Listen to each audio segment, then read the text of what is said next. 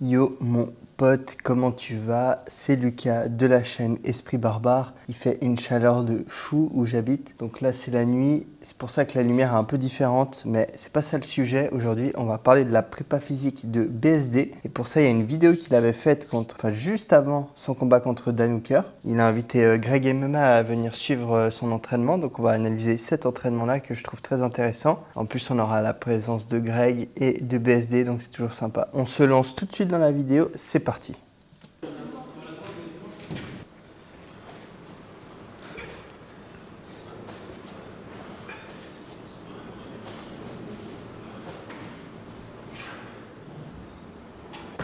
Donc il commence direct avec du kettlebell swing, donc c'est un super exercice pour l'explosivité de l'arrière. Donc tout ce qui est fessier, ischio, dos. Tout ce qui est plutôt mouvement de hanche. Donc très bon exercice à compléter avec, on va voir ce qu'il va faire justement.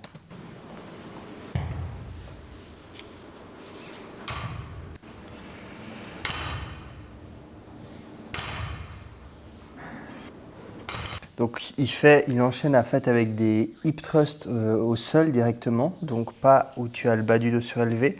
Pourquoi? C'est pour imiter en fait ce que tu as en combat, les positions que tu as en combat. Donc très intéressant aussi pour tout ce qui est force, développement de la chaîne postérieure, explosivité, etc. Là c'est un entraînement proche du combat, donc ce sera un peu plus axé explosivité. Là on voit il refait le kettlebell swing, mais cette fois avec l'élastique, pour rajouter une résistance supplémentaire. Au début, en tout cas, ouais, après, oui, il y a au début un peu d'explosif, un peu de renfort après, et après un cardio. D'accord. Justement, donc là, il parle de ce qu'il va faire, donc explosivité, ensuite un peu renfort, donc tout ce qui est point faible pour éviter les blessures, et après le cardio. Ça, c'est justement quand tu te rapproches d'un combat, tu vas commencer à faire en fait des entraînements où ça mélange un peu tout. Explose, bouge, retour rapide, chaud. Là, si on voit, par rapport à BSD, Greg, il fait un mouvement un peu moins hanche et un peu plus squatté. Donc c'est plus morphologiquement, en fait, il est plus à l'aise comme ça.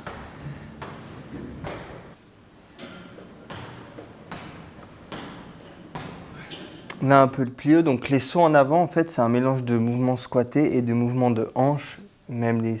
Voilà.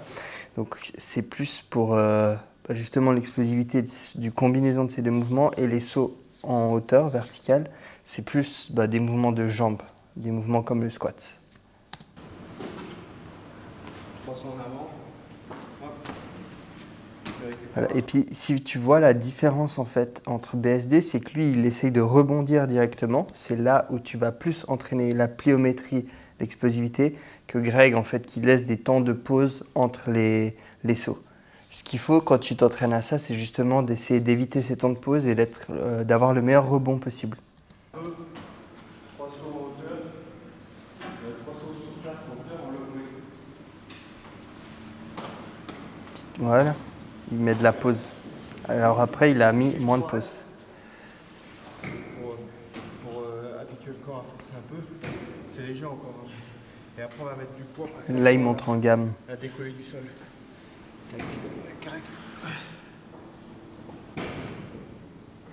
En fait, il va faire ce qu'on appelle une méthode lourd-léger. Donc, travailler en lourd sur ces mouvements de hip thrust plus spécifiques.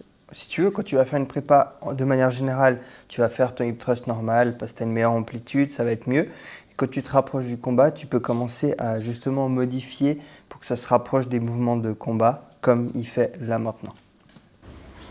En gros, le but, ça va être de faire du lourd là et ensuite du plus léger avec le kettlebell swing pour entraîner la puissance.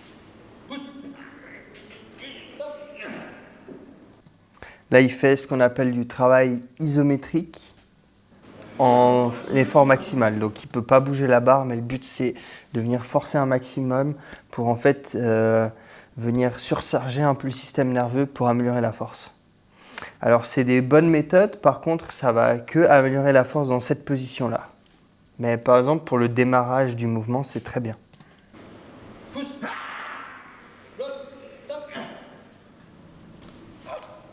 Et du coup, il enchaîne avec le kettlebell swing directement. Méthode lourd-léger, toujours pour la puissance.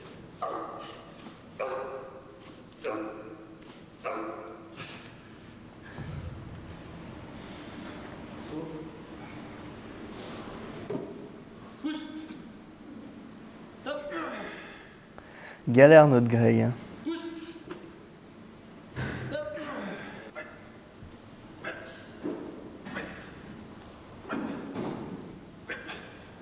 Il est beaucoup moins explosif que BSD.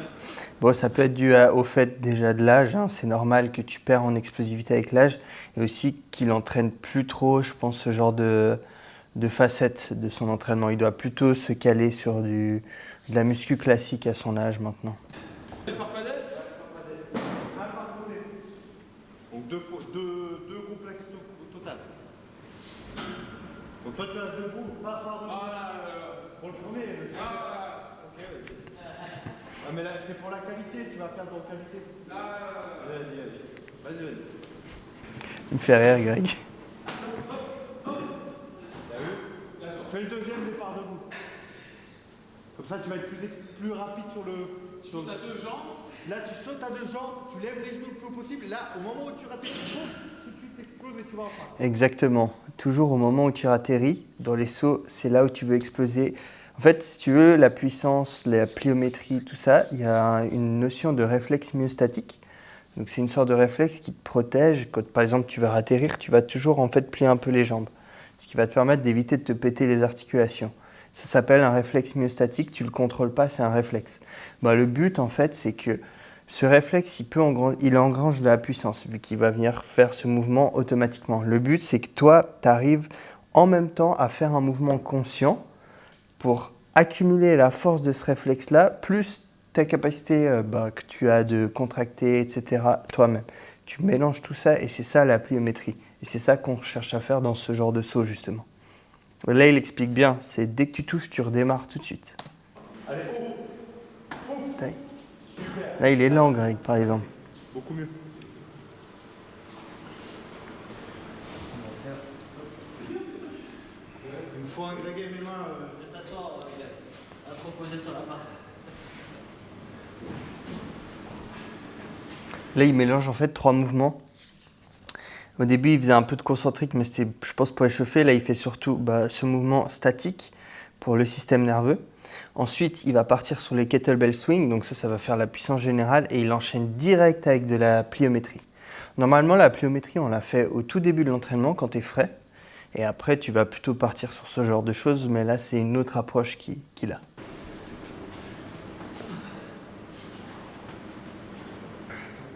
Donc on repart sur une contraction maximum isométrique. Et il le lève, hein. Il a bougé le Greg. Très très fort, Benoît.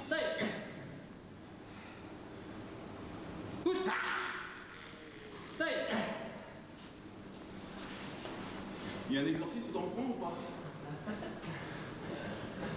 Non mais au cas où. C'est un truc qui va sortir. Hein.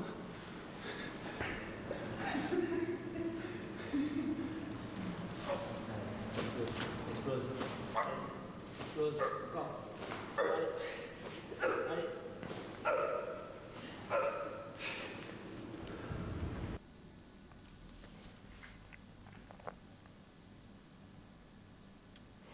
Donc là, il passe à la partie cardio.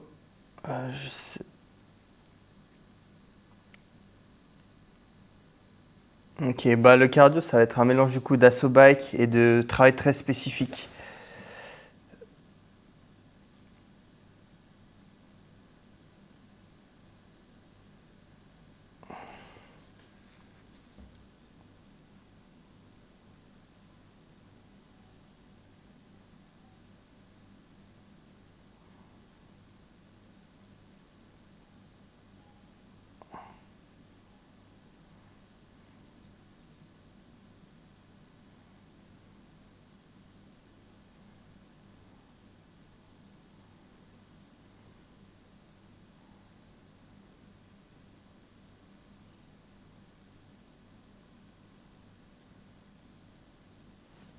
Ok, alors on n'a pas vu le renfort, mais c'est des trucs classiques.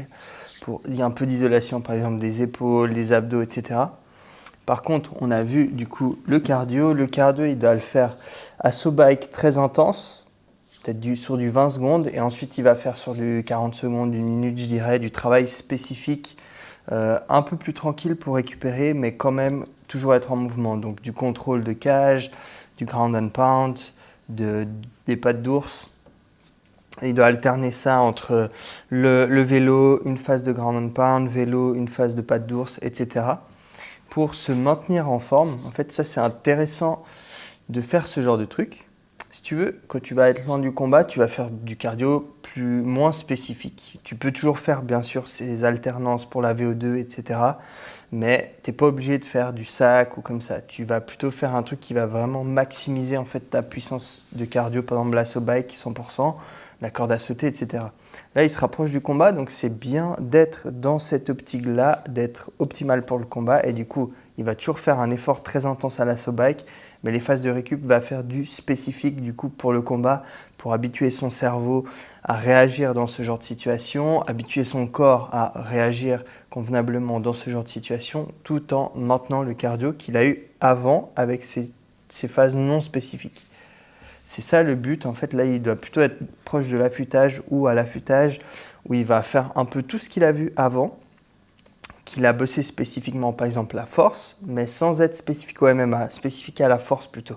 Pareil pour la puissance, pareil pour le cardio, et là il se rapproche du combat, il mélange des séances où il fait tout, et il fait en plus du spécifique qui va grandement se transférer en combat. C'est comme ça que tu deviens très puissant, très complet dans les sports de combat, et c'est comme ça que tu dois en fait organiser tes sessions d'entraînement.